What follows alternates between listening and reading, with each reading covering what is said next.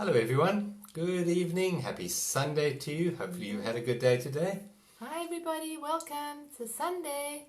And here we are. Yeah, Sunday's gotta be John and Michelle. It's 7:30. Hopefully we have a nice community tonight. Hi there. Welcome everybody. Welcome. Yeah, if you can hear us and see us, just press the like button or the heart button and we know you're there. Tell us who's here, where are you from? Des, hello Des. Hello. Tracy, hi. Wendy, hi. Hello everybody. Christine. Hi Christine. Aniki, hello. Welcome. Good to have you all here. And I think I see Jane there. Welcome. Looks chilly. It is a little. It's just got chilly in the afternoon, to Christine. But it's not too bad. We've been having the most gorgeous weather here in Cape Town. We're under lockdown, but we've had 2 months of the most amazing weather. I don't know if any of you follow me on Facebook, but if you have a look below this post, you'll see our morning walk with beautiful sunrises across the sea. Absolutely beautiful, perfect weather at the moment. Really lovely. Hopefully the weather's good wherever you are. And we're going to be talking about one of my favourite subjects, which some of you might know, creativity. So it goes way beyond what we think creativity is, but it's going to be an interesting little chat tonight. Yeah, creativity. We need to bring some more of that into our lives. Yeah, I think so, hey? So yeah, that one of those things that make us sane. It is, yeah. Medicate on creativity. If you can't get your cigarettes and your alcohol, medicate on some creativity. That's a good idea. How about that? And it's an important subject because, there's a quote that we said in our advertising for this that Albert Einstein said, you can't solve the problems from the same level of thinking you were at when the problems were created. In other words, we have to go to a higher level of consciousness. And creative intelligence is the answer, because out of creativity comes newness.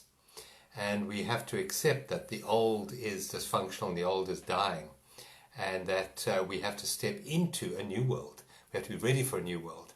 And what best to do that but from the right brain, from the creative brain. So that's what we're going to be looking at tonight. And just tell us where you're from. Maybe put that in the comments box. We love to know where in the world you are, which town, which city, which country you're in. So if you can put that into the comments box, it's really great. And as we go, if you find what we're saying meaningful, just let us know as well. Yeah, and check in with us and let us know how you are now and maybe how you are at the end. It's quite a good process to do that, because then you're actually checking in with yourself. You say, I feel like this now and now I feel like this. So something's shifted. So it's quite a good thing to do. So let us know how you are too. Yes. Well, let's start as we always do start, and that's by centering ourselves into the present moment, into the body. So if you'd like to maybe just settle back in your chairs, make yourself comfortable, and gently let your eyes close so that you can bring your awareness fully into your body. As we know, your body is always present.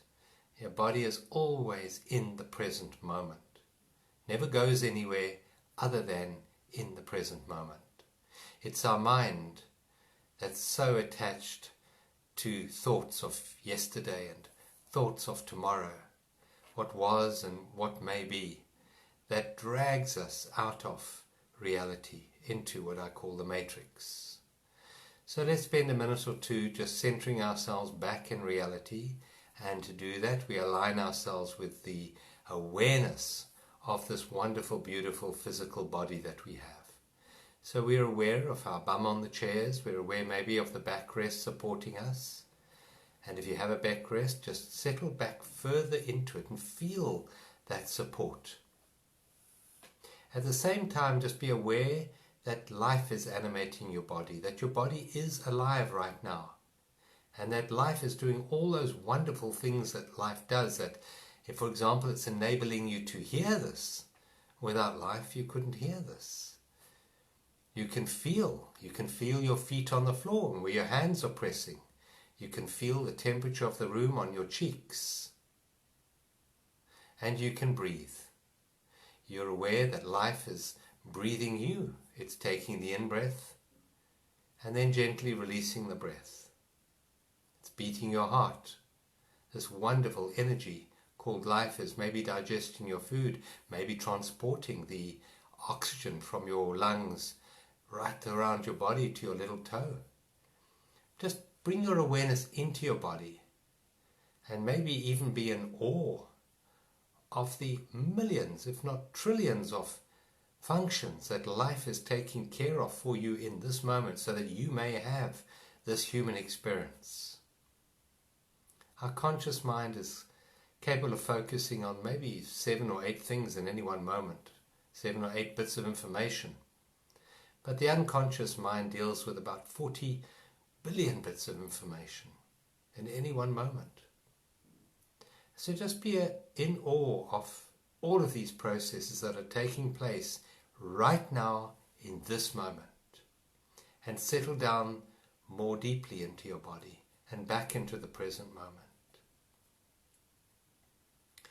Now bring your awareness into the day that you've just experienced, and bring your awareness to something beautiful that you've either experienced today, or seen today, or felt today.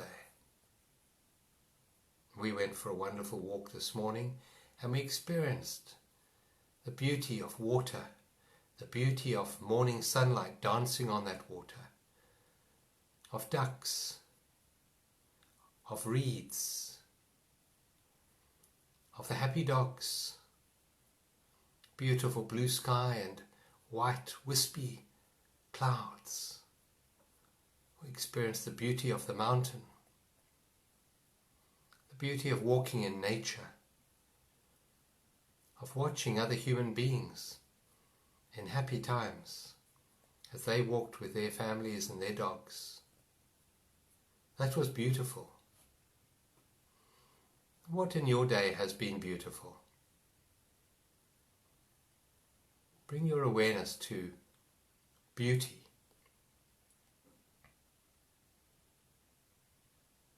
And bring that feeling of beauty, that awareness, that perception of beauty into your heart. Take that concept of beauty and feel it right now in the center of your heart, in that sacred chamber of stillness. Feel that beauty inside you right now.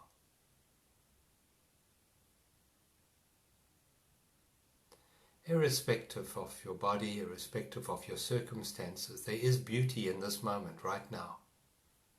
There is beauty inside you. It is your true essence. And inside that beauty, there's a little dance going on. It's a dance of joy. Connect with that beautiful dance of life inside your heart right now as it beats. Feel that energy of beauty radiating throughout your being. Maybe you want to see what color that is.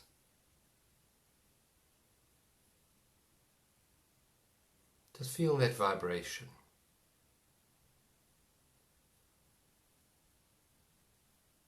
And underneath that awareness of the beauty, of the joyful dance of life within you right now, feel the stillness that is aware of your thoughts, of your emotions, the stillness that listens right now to this voice,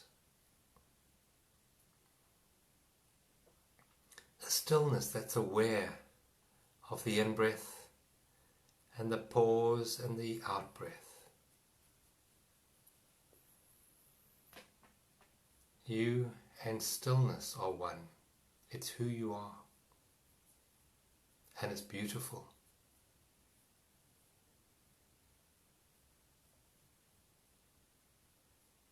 Now take a deep breath in right the way down to your belly button, drawing the air right the way down, expanding your lungs to their fullest capacity, And then a long, long out breath. Just let it go. Relax your shoulders, your neck muscles as you do that.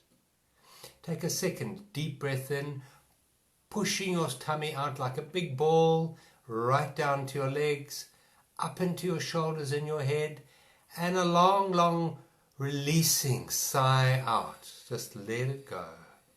Let's do one more like that.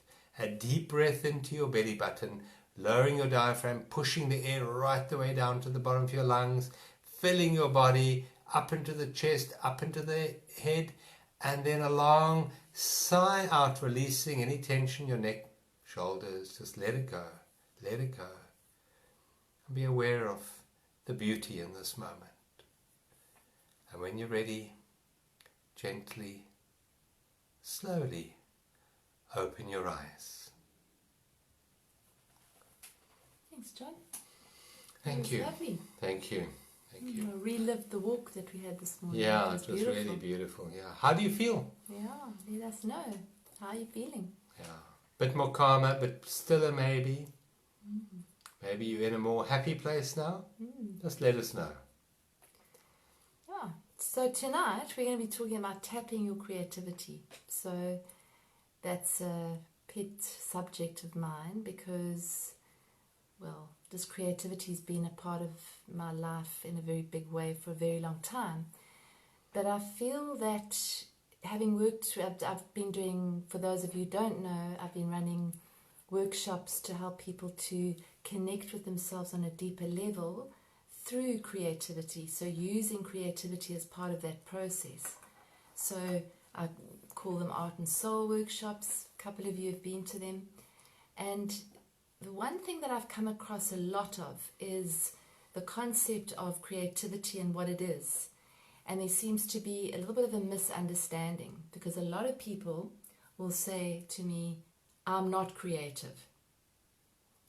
So that's where we're going to start because that's not possible. So I think that creativity often gets confused with artistic ability. So we are born creative. That's our birthright. It's part of who we are from the very word go. Before we were a twinkle in our mother's eye, we are already creative. And that every single thing we do, every single day, every single moment is a creative act. So if you can imagine something, you're creative. If you can choose an outfit, that's a creative act. You're imaging it. And then you're choosing the clothes out of your cupboard. If you can cook a meal, that's a creative act. But I think what happens is it gets confused. So if you ask a child to draw a picture, there's no problem. Any child will grab some crayons and draw a picture. The issue usually comes along when they then get compared to somebody else. So little Johnny draws a picture and little Sarah draws a picture and the teacher says, Sarah, yours is much better than Johnny's. So Johnny gets a message that he isn't creative and he should rather stick to something else. Like becoming an accountant. Yeah. But I like creative accountants. If Alan is out there, a friend of mine's an accountant. I like creative accountants. Yeah. So yes, exactly. So that's where at that moment a block can get formed, whereas it's a perception now in my mind that I'm not creative, and that's where creativity gets blocked. So my greatest joy is working with people on a workshop basis where they realize that that's not true. And so that's what I want to chat to you about, and John will chat as well. But for me, really, creativity is our unique expression. So how we are able to take our light out into the world in a unique way. So that can mean cooking a beautiful meal. It can mean caring for someone in a beautiful way. It can be decorating a house. It can be putting a garden together. It can be building a company. It can be building a company. It can be putting a workshop together. It can be putting a website together. It's something that is turning something in your imagination into something that you can see. I suppose, would be a way of also looking at creativity. So it's a very misunderstood thing, I find, don't you? Yeah, and I think what you said earlier about, as a kid, you draw something and you have other people judge it. And the judgmental mind really comes in at the age of 6 going on to 7. That's where we move from the alpha brain state or theta into the more beta. So we're going more from the creative brain into the logical brain. And the logical brain from the age of about 7 seems to rule most people, particularly in the Western world, because our whole educational system and our whole value system is really based on time and logic and progression of information in a linear way. And that dulls down our creative energy. It's always there, it's always within us, but it's just covered up in layers and layers of judgmental mind that's time-based. So something I've learned from Michelle in the workshops that I've done with her is that myself included, because I always loved painting as a child, and I did quite a few oil paintings when I was younger. And the way I approach a painting and the way that most people approach, for example, a project, is we are outcome based. So we have an idea of what it should look like in the end, and then we try to get there. And what I've learned of Michelle, if you want to unleash your true creativity, forget the outcome. Rather deal with the creative process itself. So in the art that I've done with Michelle in her workshops, it's process art. So you sit there with a piece of paper and you start putting color on paper or working with clay, and you have absolutely no idea where it's going.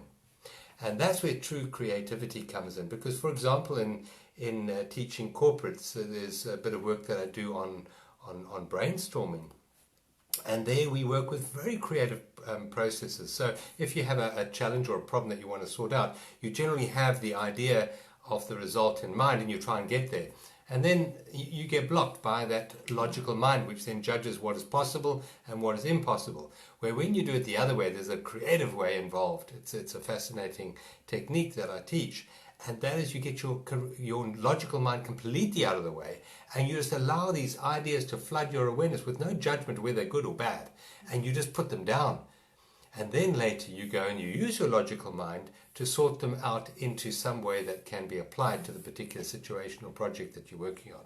So that's unleashing our creative way in a problem-solving event. So we're not only talking about art, we're not only talking about that side of creation, we're talking about using creativity to problem solve and to create a much better life for yourself and a much better world for us. The only thing that blocks creativity generally is your educated mind. And to be aware that education is a dulling down of your creativity. It's actually a dulling down of intelligence. Because you're then made to fit into a certain mold that has been prescribed for you. And that's the opposite of who we really are. That's the opposite of creative beings that we really are. To fit into someone else's predetermined mold so that we can be fully functional office workers or factory workers in the future. Yeah, and then we don't have any choice. We feel like we don't have any choice because we haven't been taught to actually let something evolve. So what John is saying there was very important was the outcome-based art, which most of us see creativity as something that you can see that someone's done. So we want to become a painter, we want to become a sculptor, we want to become a musician. It's all about the end result. And that's very, very left brain. And as soon as you do something like that, as soon as you put an outcome on it, it completely changes the whole process. So I've painted for a long time, and I was also in the world of advertising and filmmaking for 25 years. So I've been in the different worlds of creativity. The more the corporate side, the advertising was always towards an outcome because we were pitching to clients. So we had to come up with something that the client would like. But in the process of coming up with that, we did exactly what John was talking about. We would throw it in and we would all come up with wild ideas that were totally unfeasible. But eventually those sort of came together and we actually came up with something that would work. So it was very process driven actually. So if you approach something, whether it is decorating your home or baking a cake's probably a bit difficult because you probably need to have have some idea of what you need to put in. But if you're doing anything artistic, let's just call it artistic for want of a better, for a starting point, what I usually say to people in workshops is paint it as if you're going to burn it. And people kind of look at me with big eyes in horror, you know, I'm going to burn it. Yes, because as soon as you tell your mind that, your mind lets go of the judgment and of the fear. Because it's fear that stops creativity. It's self-doubt, actually, is the biggest killer of creativity. So it's that if I paint this or if I draw this and it doesn't come up to scratch and it's not good enough, or somebody laughs at me, you know, I'm going to feel stupid. As opposed to just creating for the sake of creating, because you can. That's what a child does. A child doesn't have any outcome.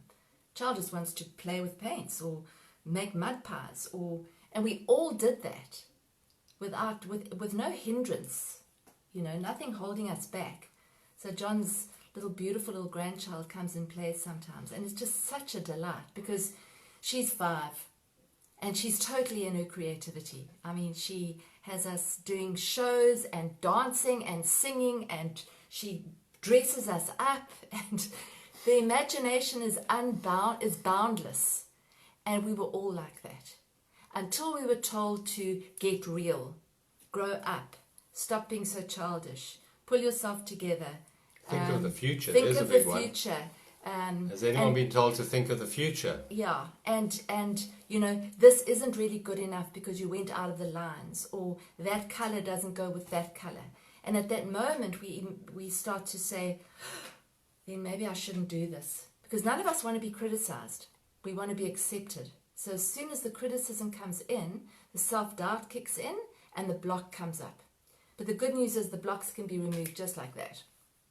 And I really know that because I've been doing it for a long time. And I've never ever come up with anybody that's not been able to paint a picture, ever. And beautiful pictures as well, particularly if you let go of the outcome. So it's very much like when you're dancing, you're not dancing, John often talks about this, you're not dancing to get from this part of the room to that part of the room. You're dancing because the music is making you want to move. And you're just moving together, either on your own or together with somebody else, to the music because you can and because it's joyful.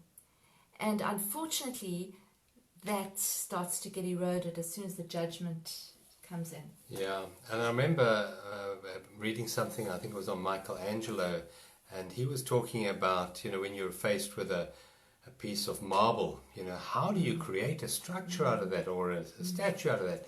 And he said what he did, he would release the statue or the beautiful piece of art that was already inside there. So he would let go of the need for a certain outcome, and he would just tap into this intuitive wisdom or joy inside him.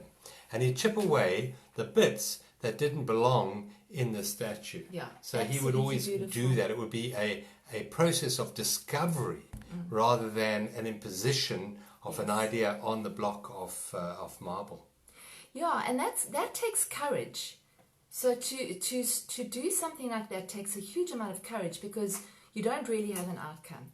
And so what I love about the creative process, whatever you're doing, and it's not just art, visual art, is that it teaches you to actually go from the next thing to the next thing to the next thing. So what my process is, if I'm doing a process painting, which is very different to doing an outcome-based painting, which I do both of, don't get a lot of time, but if it's an outcome-based painting, it's usually, I want it to look like that, and there's a lot more stress involved with that, because I want it to look good, you know, I want it to hang on the wall. Other people are going to judge it. And other people are going to judge us, whereas if I'm playing around with a piece of cardboard and some old acrylic paints that aren't very expensive, it doesn't really matter. I can do whatever I like. I can play. I can experiment. I can use my fingers. I can use a pine cone. I can use a stick. I can stick things on and take them off and see what it does to the texture. Now, you can't do that if you're in the mindset of what it's going to look like, because it's unpredictable. And I think that that's where creativity can help us in situations like this, because this is unpredictable. Our lives are unpredictable. They are not to a design that we have in our head about what it should look like. It very seldom works like that. Yeah. So being able to connect creatively and to connect with that intuitive creativity helps you in your life to live your life more intuitively. And as well as that when you're doing a process painting, and some of you have been to my workshops will know this, that as you're doing the painting, you'll actually start to get to know yourself more and more and more. And it's the same with any creative art. As you're playing an instrument, as you're learning how to dance, design a garden, whatever you're doing, you'll learn about yourself, because your judgmental mind will come up.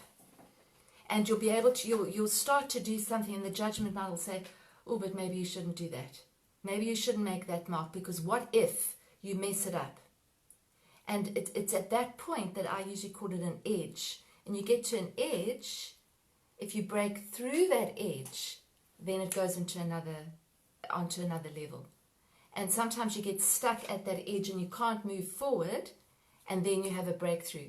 And the breakthrough is often turn the thing upside down, put a big blob of paint in the middle and change the whole thing.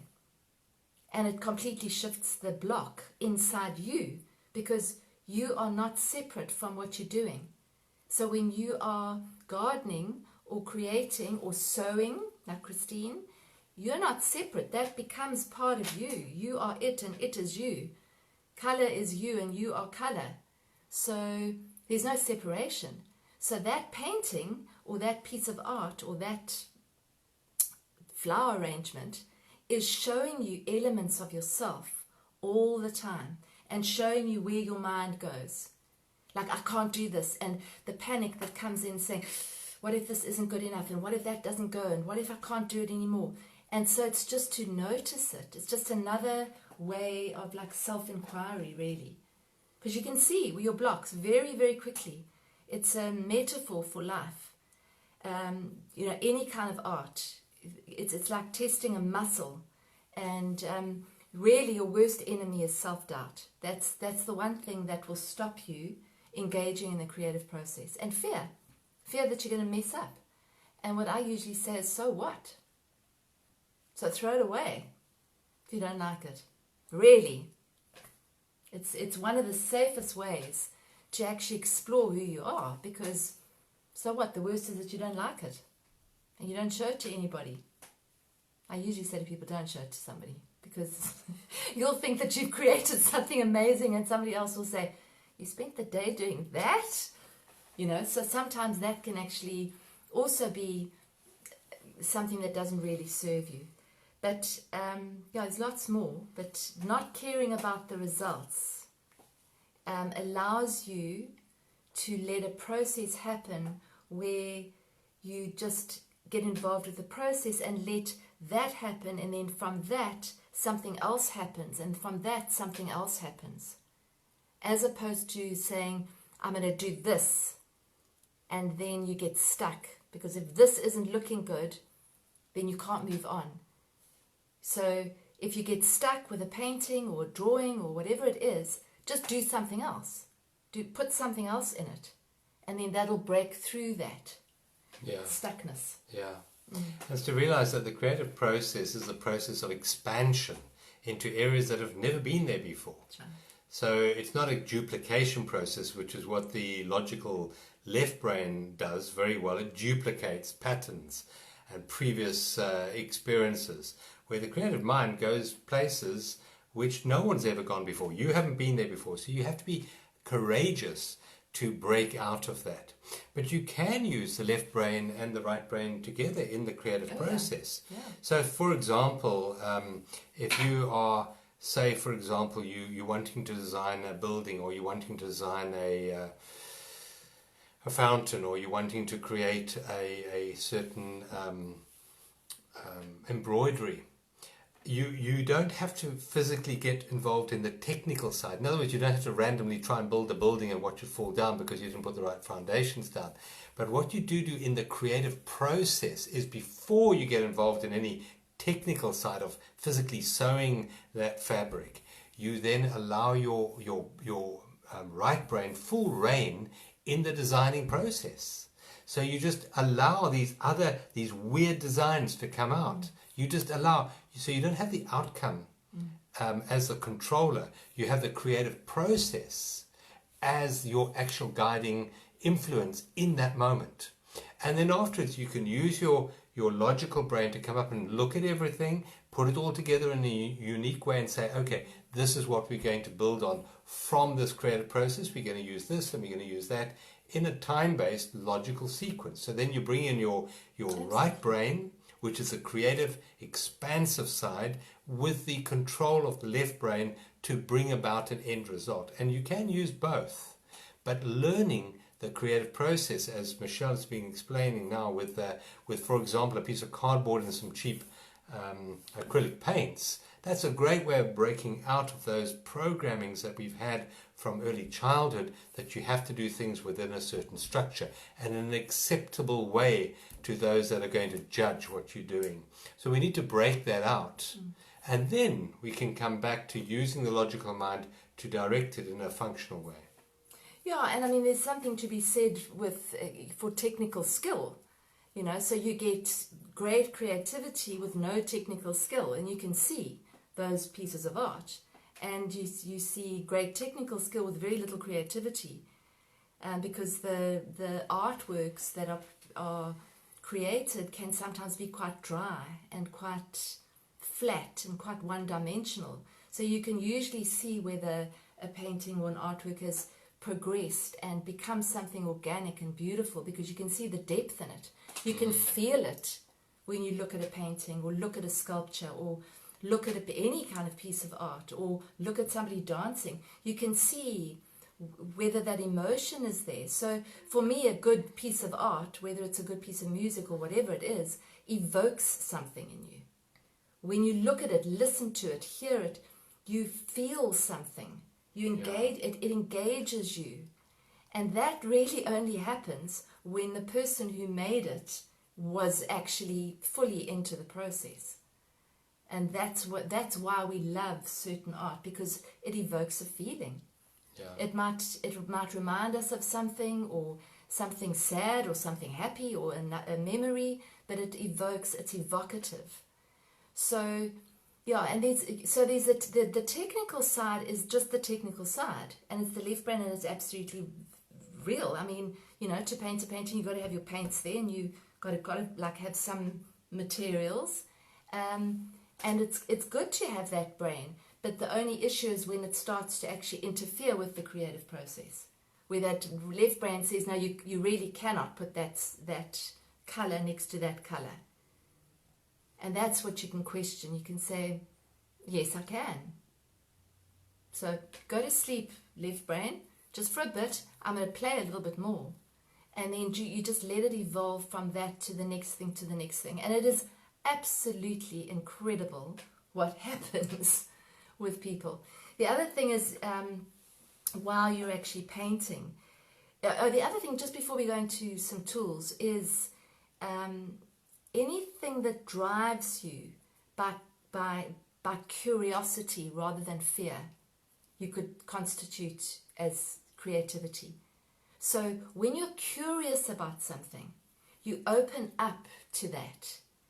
So rather follow your curiosity. Don't try and find this great big, I want to be artistic and I want it to be that kind of artist. Play. See if you could be curious about different forms, different materials, what if I could use that, and what if I could use that, and what if I could combine the two? If you throw away the rule book in creativity, that's when you actually break through. So a lot of painters will say that art is just one mistake, one happy mistake after another. Because very often you'll be painting and there'll be a big blups in the middle. And that will turn into the whole thing. That'll actually make the whole thing if you don't abandon it. And that's the other thing that happens very often, is people get to a point in a painting or an artwork where they say, I cannot do any more. And they're stuck inside themselves. And if they're able to push through that, then on a deeper level, you're actually saying, I accept you regardless of what this looks like. You're saying, I accept you and I'm not abandoning you. I'm going to stay with you. Even if I don't particularly think you're very beautiful at the end of it, I'm going to actually stick with you. And there's something to that as well. Not abandoning yourself. And so often people have almost been ready to throw in the towel and chuck it away or tear it up. And I've said, just stick with it a little bit more. Turn it upside down, turn around 3 times and come back to it. And they've had a shift inside.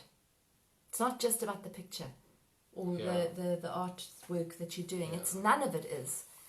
None of what we do is about the outcome. It's about the process in which we actually engage with it. So you can turn, all of us can turn our whole lives into a creative act. The way we engage with other people, the way we lay the table, the way we prepare a meal. If you engage with it as a creative process, it becomes a creative process. If you engage with it as a chore, then it's a chore.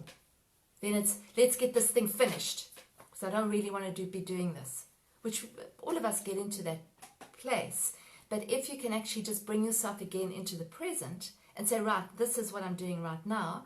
I'm going to engage with this like it was a piece of art. It does shift it. Making a salad beautifully is a piece of art. It's a mandala on a plate. You can see it like that, and then it actually it helps that creativity to actually come out. Yeah? Yeah. And just to say, we can use this in art, but we can also use it in our lives. Yes. Say, for example, you're in a conflict situation with your partner. Now, you can approach that from a logical based situation, saying, this is my outcome, and I'm going to use strategy to try and get my needs met in strategy. Or you can treat it as a creative process. No outcome, I don't need an outcome. Yeah. This is about the actual creative dance that I'm going to have in this problem solving process or in the sorting out process. And the moment you do that, you allow the feeling to come to the surface, to be acknowledged. It doesn't overwhelm you. I'm not saying, go totally mad at the moment, but you acknowledge the feeling, you allow their feelings, and you use that emotion in a creative process, not depending on a certain fixed outcome that your logical mind may have. And you can do it in business meetings, exactly the same situation.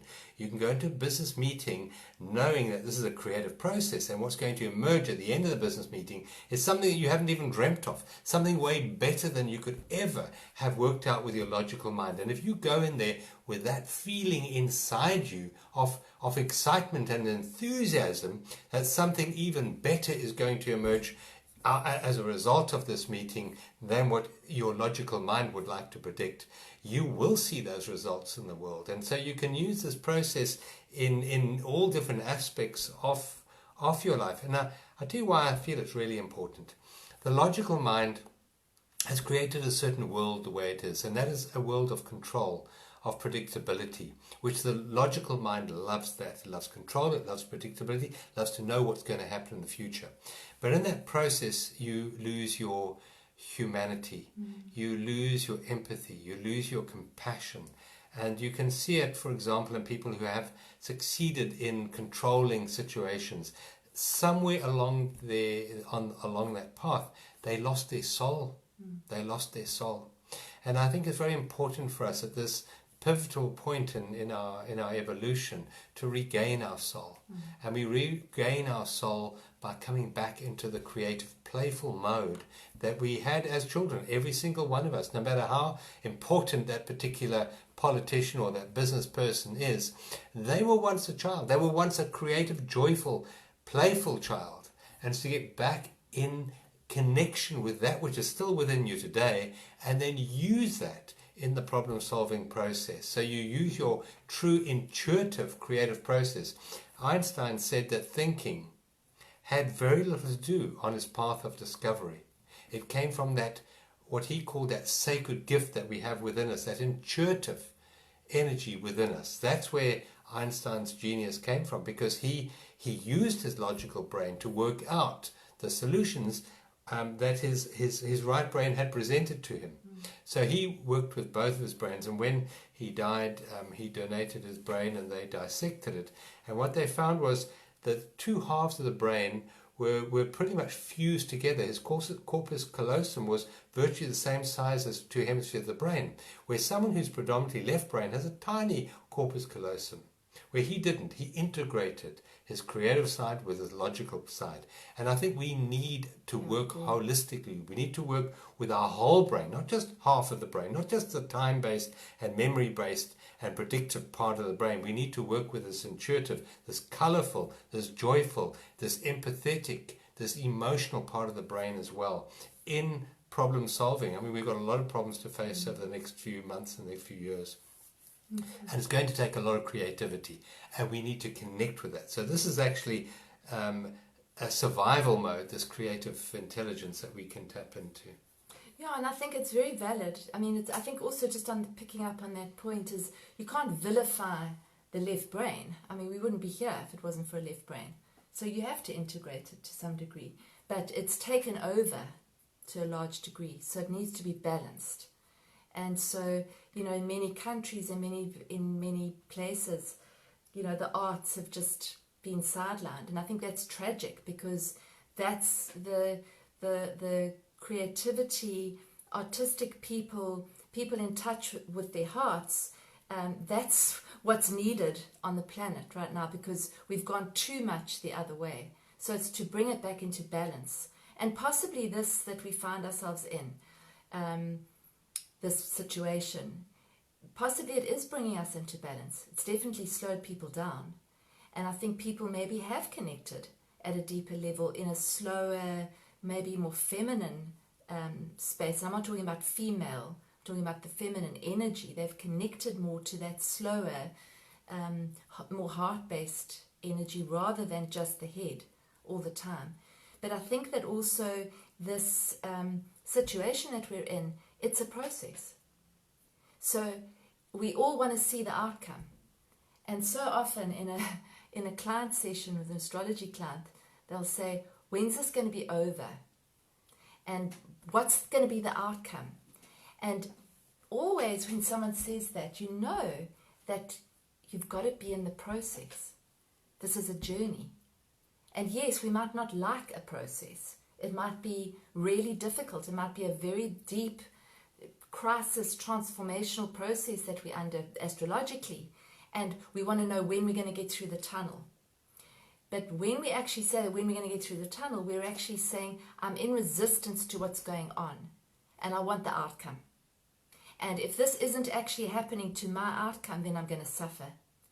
So I think that, again, it's the more that we can actually allow ourselves to be in process, because we are. And art and the creative arts teach us to do that, is to be in process and to become more comfortable with not knowing how it's actually going to end and what it's going to look like. That's huge. It's a huge gift to actually be comfortable with that. And it takes bravery, because you don't know where it's going to end and you don't know what's going to happen next. But it kind of almost strengthens the muscle of, oh, well, if I can do it here, then I can actually do it in my life as well. I can improvise and I can come up with a creative solution. If something gets really bad, I can go, okay, well, I can't do it like that, but I could do that or that or that. Because you're actually in tune and intuitively sensing what your next step is going to be, not 3 steps down the line, just this one. And that's something that you learn when you do any creative art, is that it's just this next brushstroke, or just this next turning that clay just that way around, or just that chisel, or just that note on the piano, or the sitar, or the guitar. It's not the end. It's just the next one, and the next one, and the next one. So I think that's a really big lesson for us all, in terms of wanting the outcome, wanting to get through it, wanting to see. And none of us, I don't think anybody on this planet right now can actually see the outcome of this thing. I really don't. I think we've got ideas of what it might be look like, but we don't know. So it's to actually be in the mystery, because being in the creative realm is being in the mystery. It's being in the unknown. You don't know how it's going to turn out. So can you be comfortable just being in the mystery?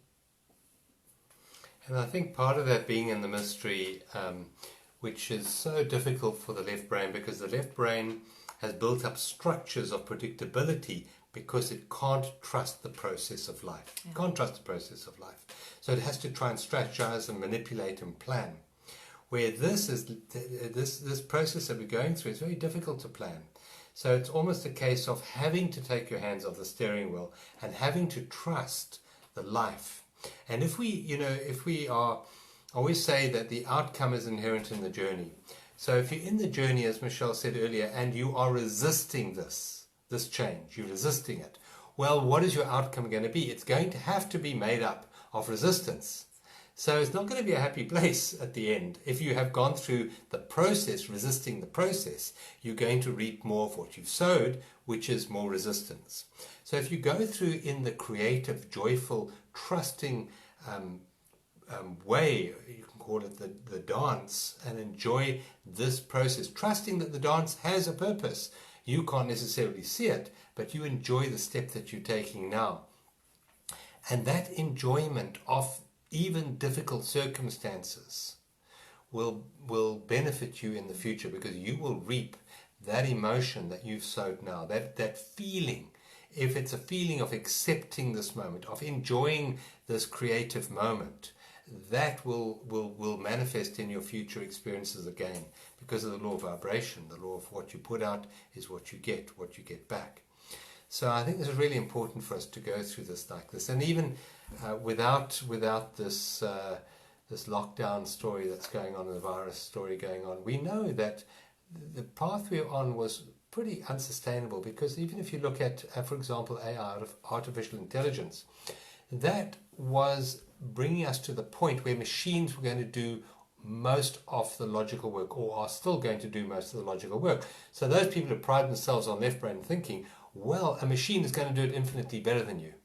But what a machine will never do is this creative, intuitive problem-solving ability. That is what makes us human, as against us being a machine. We've been programmed through education to be very machine-like, very mechanical in the way we view our lives and our worlds, always trying to control and predict.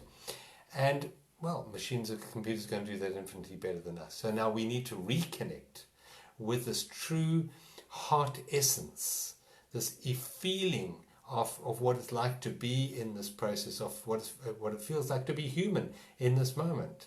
And that's the unique experience. And I believe that what is being birthed here is something more beautiful than anything that the left brain could ever predict.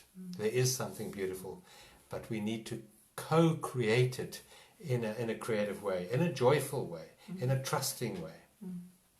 Yeah, absolutely. Yeah, just some tools, maybe some tools for you if you do want to tap your creativity in some way, is first of all, before you start anything, to slow down and to stop and to just connect. Because what John teaches and what I teach is that midline, that horizontal, the vertical line, which brings you into presence. That's flow. That's creativity. So when you're in that space, creativity is going to flow much more than when you're in the mind. Chasing time. The When horizontal plane is time. Yeah, that horizontal, you're chasing time and you're chasing an outcome. Whereas if you go into the vertical, you're right there. You're in the moment. And when you're in the moment, it does flow. When you go into your mind, it doesn't flow. So you know that very quickly. So that's why creativity is one of the things that absolutely brings you in. But what I do is, if I'm starting anything, a workshop or my own stuff, I always bring myself into the moment first. So you can do that by just slowing down, taking some deep breaths, doing a short little check-in with yourself. Music is excellent as well, because music actually puts you into that zone. If it's the right kind of music, it'll put you into the right brain. Connecting with the 5 senses can help you to do that.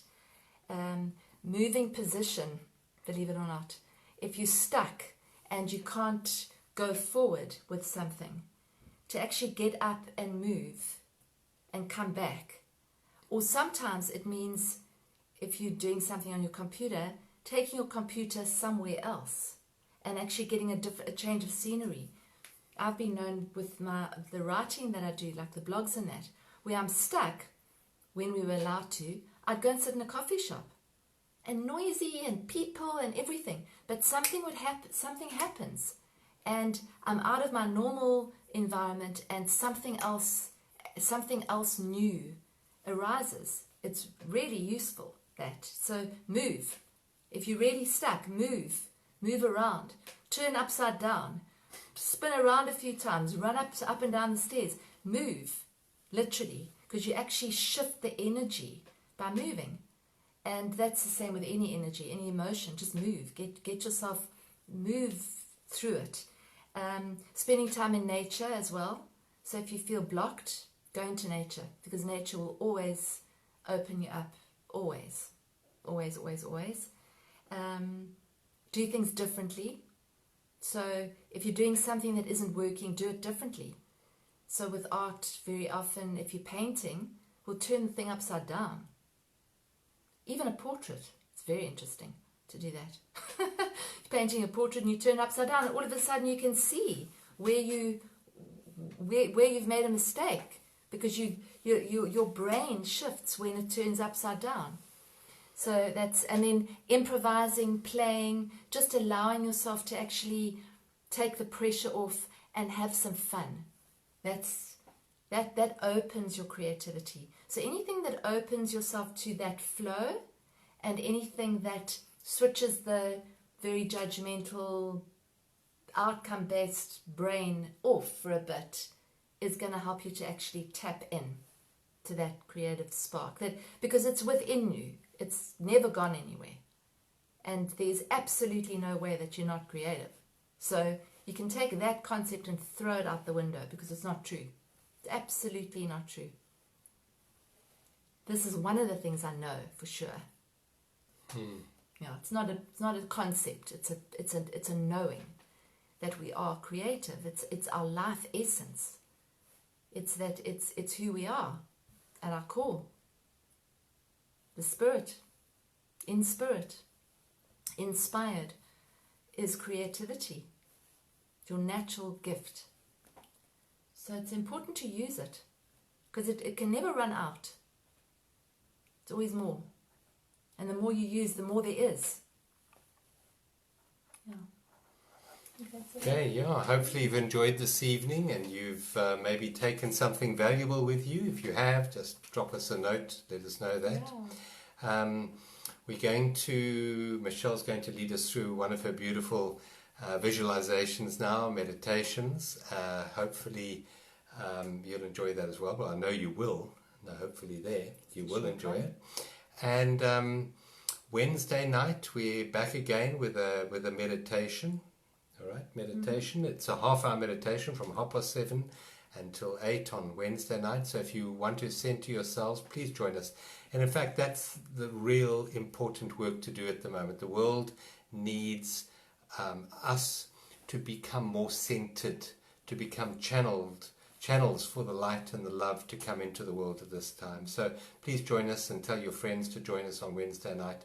You know, when we come together as a group, as we are tonight, there's an amazing energy which we create, which goes into the world and changes our outcome.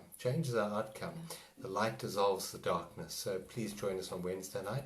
Those of you who are on our Journey to Freedom course, our 12-week course, tomorrow night, just to remind you, we have the Zoom meetup, and that's an hour and a half. That's from 7 until 8:30, and we'll be going through this week's work, which has been Who Are You? We've been looking very deeply at who we really are, and then we're going to touch on the coming week, which is about relationships. Really important work to do, the big one, yeah. So that we'll be looking at tomorrow night for those of you who are on the course, from 7 until 8:30 tomorrow night. So we look forward to that. Yeah. So can we Do a guided visualization. I'll just do a closing. I'm going to bring this forward a little bit. Okay. Alright, so just get comfy, everybody. Take a nice deep breath in. And a releasing, relaxing breath out. Deep breath in, all the way up into your chest, and then a sigh out. Just let it all go. Just connect with your breath now, normal breath. Just notice it coming in through the nostrils and maybe out through the mouth. And just get a sense of coming into this present moment.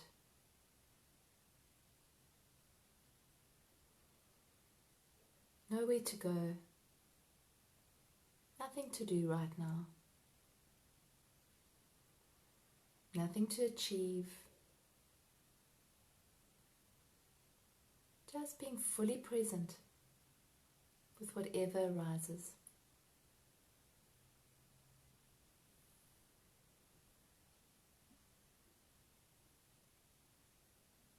If thoughts come, which they might, just notice them as if you were noticing clouds in the sky,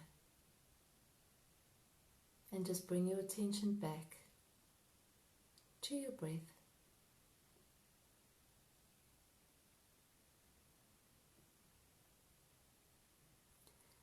Connect now with your heart, that beautiful, amazing heart of yours, your actual physical heart that keeps you alive. Imagine that you could breathe into that heart and soften it and expand it.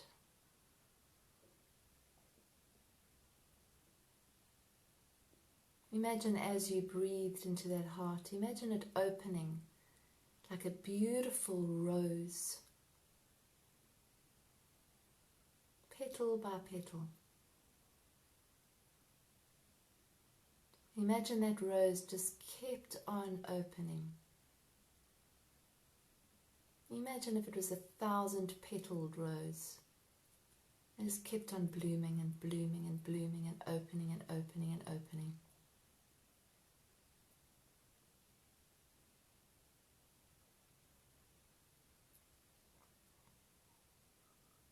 Feel what that feels like. To just keep opening that heart.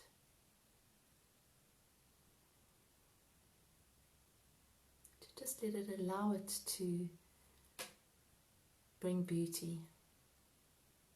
To give beauty.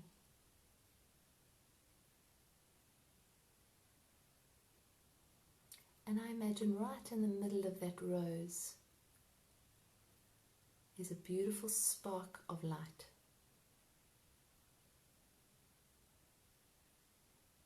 See if you can feel into that spark of light.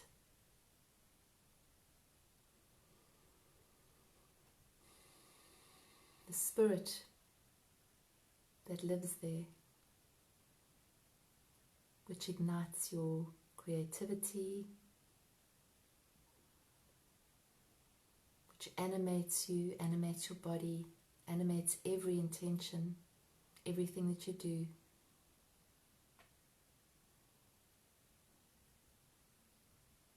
Set an intention. Place that intention into that flame to release yourself from any blocks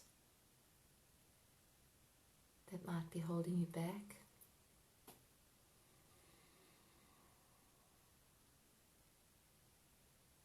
To liberate yourself, to see life as a creative journey.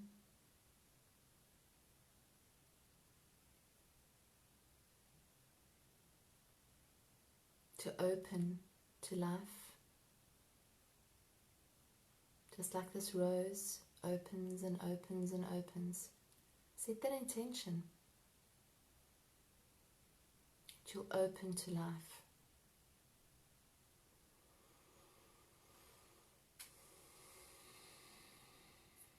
That you'll move forward into your life.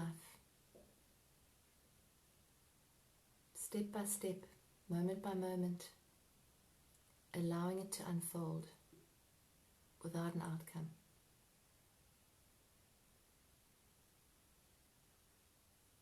Just keep reconnecting with your heart, with the flame that never goes out,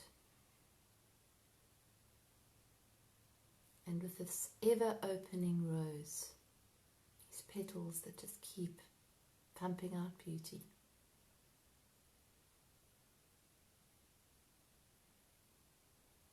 Check in with yourself now and see how you're feeling in your body. Do a little body scan and see what you're feeling.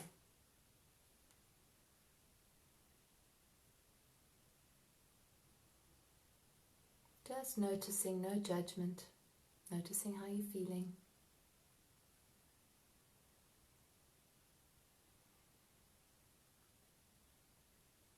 Reconnecting with your heart again. And we're just going to say a little affirmation. Say it to yourself after I say the words. I am a creative being, and I now express this with abundant ease. In every facet of your life. Let's say that again. I am a creative being, and I now express this with abundant ease. Just feel what that feels like when you say those words. And let's say it one last time. See if you can really feel it with your full heart. Embed it right in the middle of that rose into the flame. I am a creative being, and I now express this with abundant ease.